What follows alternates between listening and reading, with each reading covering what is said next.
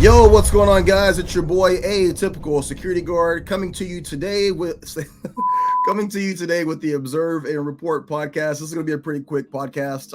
I've got a lot of things to do, but I meant to come on here and talk about this situation yesterday, right? But after watching the video, I was so just absolutely disgusted that I needed to take about 24 hours before I made my video, because what I was going to say was going to be pretty derogatory. I really was disgusted by the actions of the security guard that we're going to be talking about, and I just didn't think that it was going to be of any benefit in terms of serving a good purpose. So I gave myself some time to think, and if you think about it, that's kind of what we're going to be discussing in today's podcast. So I want to welcome you guys to the show. As always, I appreciate you being here. Remember, our goal, the whole point of doing anything and everything that I'm involved in, is to help educate, motivate, train, and inform new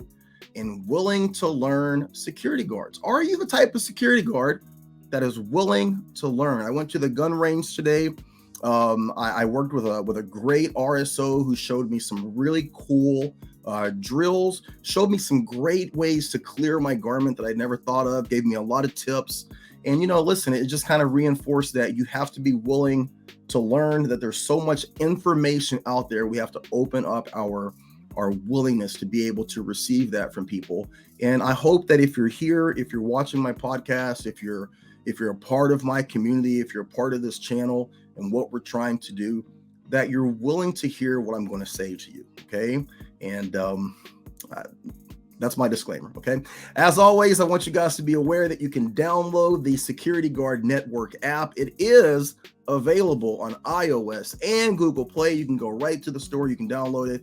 Great videos, great informational content. And we will continue to do that, push that out, and help to change the industry. If we do that, we can bridge that gap, and then ultimately we can all make more money. That's what we want to do. Today we're going to be talking about the WALLGREENS shooting that involves a security guard, and the fact that the district attorney did not choose to prosecute this guy. Now, Shawn, over at the Security Guard and Investigations Leadership channel, I believe that's what it is. Sorry if I got that wrong. He was very adamant that he backed the actions of this security guard, said that he would hire this security guard, and that if there was a GoFundMe for this security guard, that he would back that 100%. The other video, even though Michael is not going to be charged by the district attorney's office in San Francisco, he's not off the hook on the federal side. He's not off the hook on the Department of Justice side. And if there's a GoFundMe page that's legitimate, I will promote that page on this channel. I support Michael Ray 100%. And it really, I hadn't watched the video. I had read some information about what happened. I had a pretty busy week last week. I wasn't able to watch the video. But after hearing Shawn say that, I said, man, I got to check this out. Like, it must be completely cut and dry that this guy didn't do anything wrong. If Shawn, who I respect, I highly respect Shawn, if he's saying that, it must be cut and dry. And then I watched the video. So I am going to put the video up, and we're going to watch this together. And we'll probably watch it a couple times, and then I'll give you guys my assessment. So the first time, we will watch this without me saying anything. Okay, so let me go ahead and bring it up.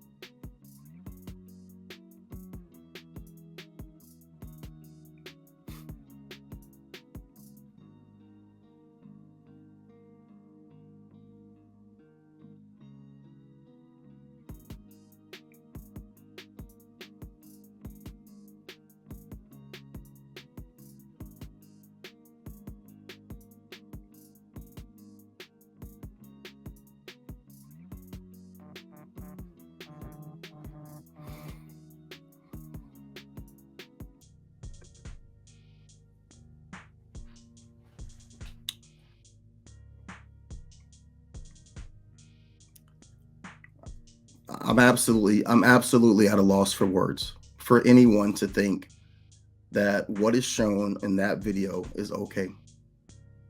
I'm at an absolute loss for words.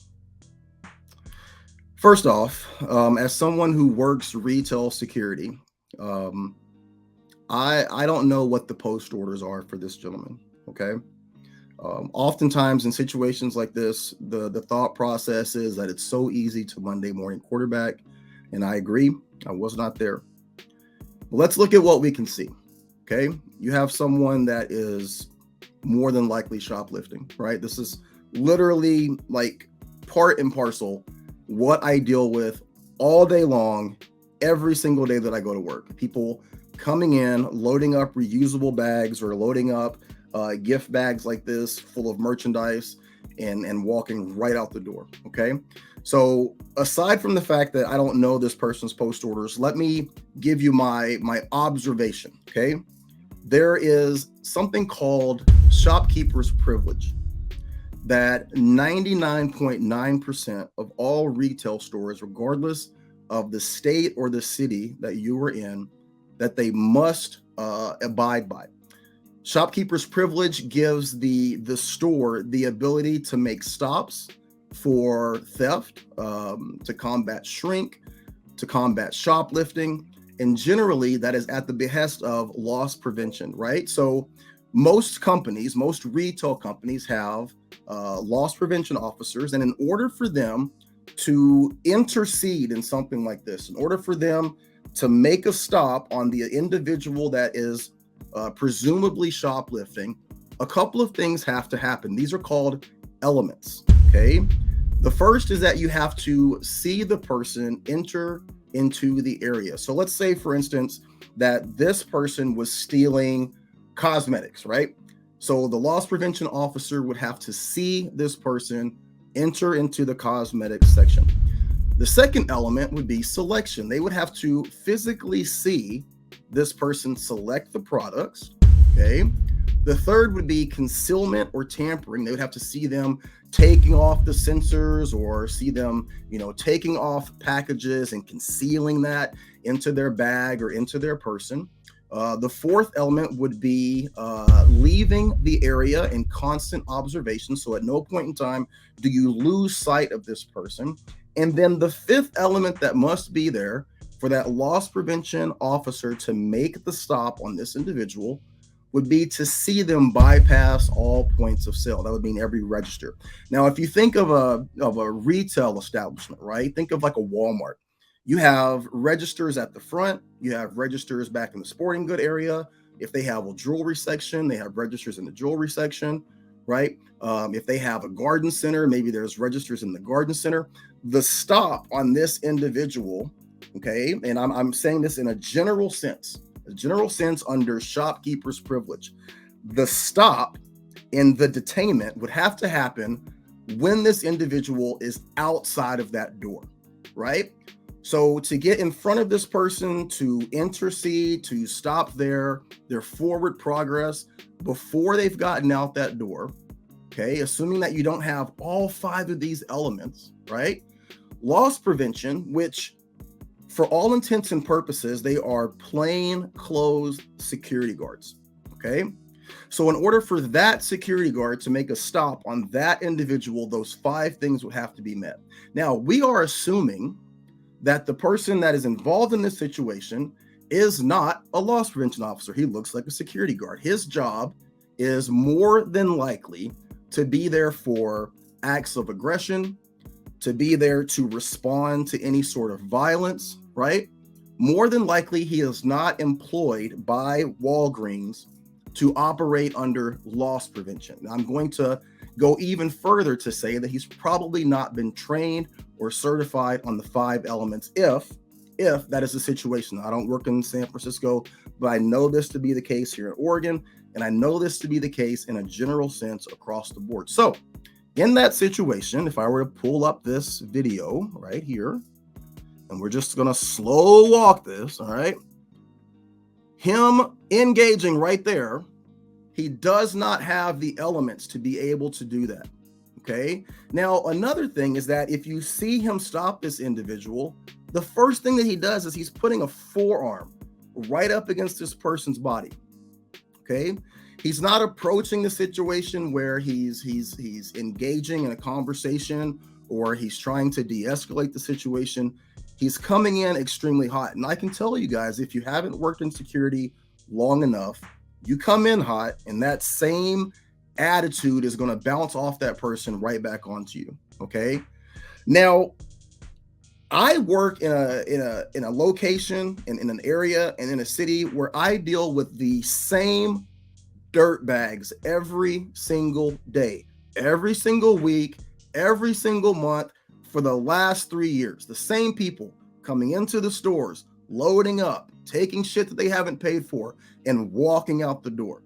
I get called a nigger every single day. There is not a day that goes by that I don't get called a nigger. And that's just by my father-in-law. I'm joking. I'm lightening up the mood. I get called a nigger every single day at work. Every single day. I get challenged every single day at work. Okay? That does not give me the authority to approach this situation. I don't have the authority to approach a situation like this, number one. But even if I did, coming in with this type of aggression is only going to lead to negative things. Let's go forward. So you see a little jostling back and forth, and then right here, he throws a right hook. Now, I don't know if you guys are aware, but the subject, the person in the white shirt here, this is a trans male. So this is a female, okay, that identifies as a male. This person is considerably smaller. Biologically, this person is considerably weaker. I do not see a weapon of any kind. Okay. It has been reported that the subject said that they had a knife, but there was no knife that was found at the scene. There's no knife that's visible. And in this situation right here, in the context of the initial confrontation and this person going hands-on with this individual, the security guard has thrown a right hand punch to the subject's face. And you're going to see multiple punches in the next couple of seconds. Let's continue. 1, 2, 3, 4. The subject is now on the ground, curled up in a fetal position. Okay.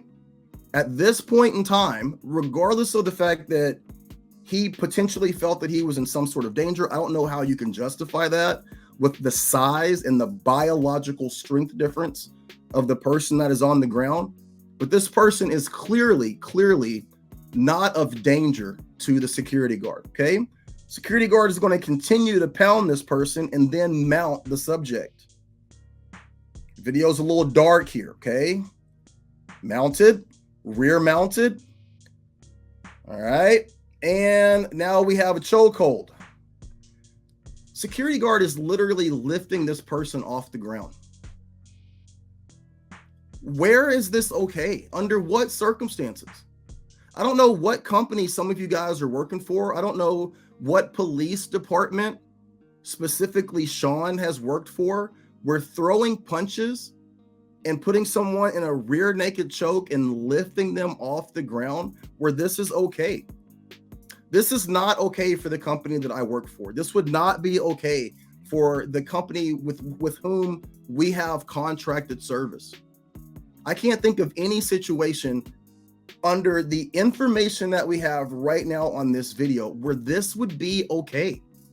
Even in this situation right now, if everything were to stop right now at this point in time, how do you as a security guard justify strangling someone with a rear naked choke and lifting them off the ground?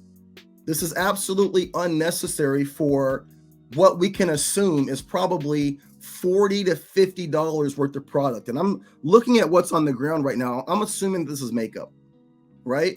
Assuming that this is makeup or some insignificant amount of product that we have led to this level of force in terms of his response. Let's continue. Continues to choke, rolls the subject over. At this point, I'm assuming he might be going for handcuffing. But again, I don't see where that's necessary. But right here at this point, this fight is over, as if there was ever really a fight. There was not a fight. The security guard absolutely mauled this person, okay? And at this point, the situation has been contained. The product is on the floor. The subject is on the floor. If we can even, in any instance, say that what has happened was justified, which I can't at all, okay? At this point, this person is no longer a threat. Let's continue.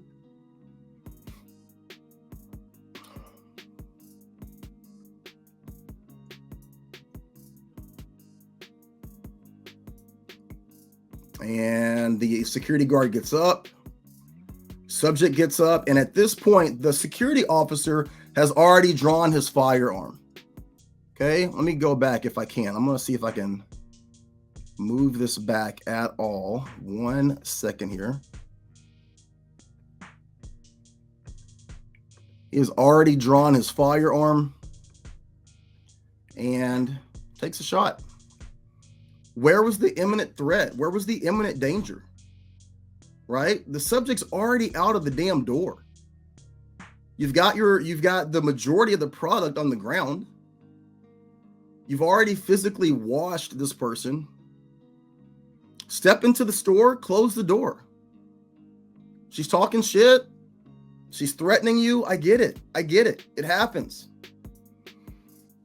But even if you can in any way justify that, the situation was over. There was no imminent threat to this person to need to take that shot. None whatsoever. Now let's get to the elephant in the room. Because what I heard from Shawn on his video was that the district attorney did not make a charge. District attorney read, she saw everything. She watched the same video that you guys have watched, and she made the decision that, no charge. No need to take this before a grand jury. No need to press any charges. It's all good. And I started thinking to myself, that doesn't make sense, because San Francisco is very, very similar. Very, very similar to Portland in terms of having a activist, homeless-centered, drug-addicted-centered, crime-centered district attorney. It just didn't make sense to me that everything that's happened in San Francisco, with all of the crime, with all of the drugs, with all of the shoplifting that has led to so many businesses closing and leaving, how could this district attorney be okay with what the security guard did? It just didn't line up. Something smelled weird. So I used my critical thinking skills and I dug into it a little bit. And then I found out that there is a new district attorney in San Francisco. Good evening. I'm Julie Hayner. And I'm Alex Savage. She's a former prosecutor who left her job to lead the recall effort against her former boss, Chesa Boudin. We get live coverage tonight from KTVU's Alyssa Harrington with what Jenkins says will be her top priorities in all. So let me get this straight. The activist-centered the activist-centered district attorney that has led the downward spiral over the last few years in San Francisco was recalled recently. And who recalled them? It was his number one prosecutor, the current district attorney. And let's see what she had to say about her thoughts on crime, specifically crimes like shoplifting. Let's see what she has to say. Office, Alyssa. That's right. The person replacing Chesa Boudin is also one of his biggest critics. Now, Brooke Jenkins said that she is committed to restoring justice and accountability in San Francisco. We are a city of second chances, but the truth is we have to draw a line with people who choose hate, violence, and a life of crime. We have to draw a line with those people who choose hate, violence, and a life of crime. So we have someone that from the very beginning has said that they're coming in to change some things. Some things are going to change around here. This is not going to be a criminal-centered situation in San Francisco anymore with the new sheriff, quote unquote, in town. Let's continue. Brooke Jenkins, a former prosecutor and now the newest district attorney of San Francisco, promised to reform the criminal justice system in a city that she said is at the tipping point. Jenkins said many San Franciscans don't feel safe and assured consequences for violent and repeat offenders. Now, if you're thinking about, let me take this down for a second. Let me go, stand by. Let me go here. So if you're listening to this, there was a recall effort to pull back the district attorney that was just allowing shit to go south, okay? And the new person that comes in, this Jenkins lady here, she comes in and says right off the bat, things are going to change. We are not going to continue to placate to criminals. We are not going to continue to placate to those that are violent repeat offenders. Listen, bravo, kudos to you. But I think that this district attorney highly misjudged the situation. I will go into that when we finish this. Let me get the last piece here. Oh, that was it. Perfect. All right. Well, scratch that. So let me remove this from the stream.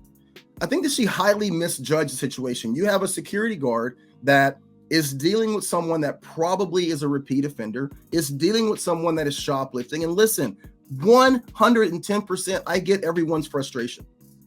I am just as frustrated with what is going on in Portland, Oregon, and San Francisco and Chicago. Guys, you will not find anyone that does not understand the frustration of these far left activist district attorneys, far left activist mayors.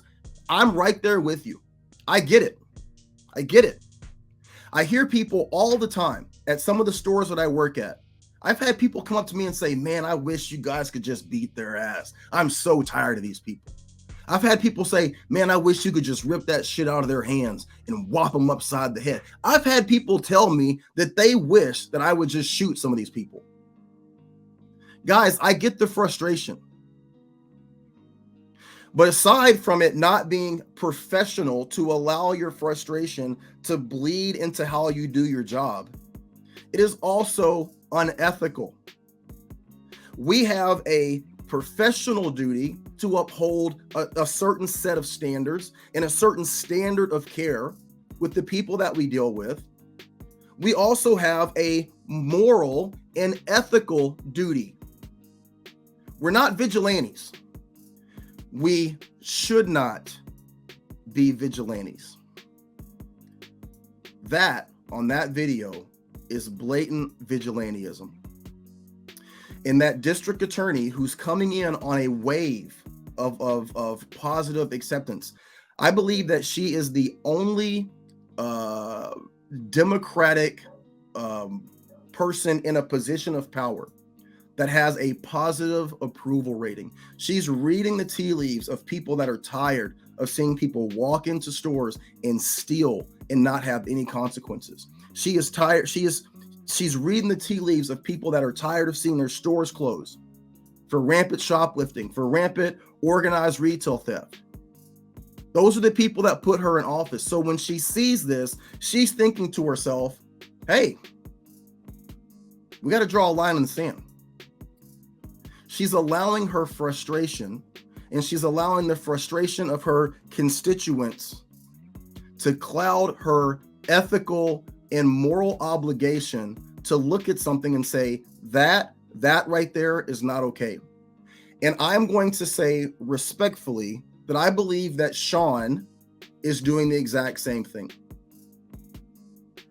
We are supposed to be professionals, but more so than that, we are called to be good, sound, moral human beings. One of the worst things that we do in terms of the Second Amendment, in terms of being sheepdogs and protectors, is we allow our personal feelings, our personal bigotry, our personal bias, our personal ignorance in all situations.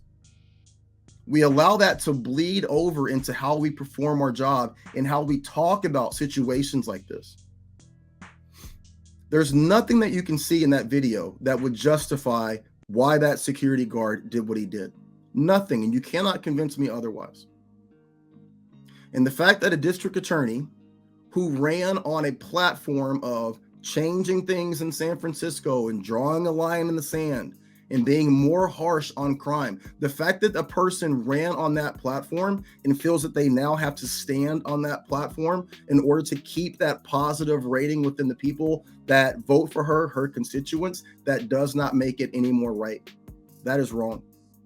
If you're a security guard and you are following YouTube channels, you're listening to people give advice, you're following the advice of people that will look at that video and tell you that that's okay, you are putting yourself in a very, very dangerous position. And let me tell you why.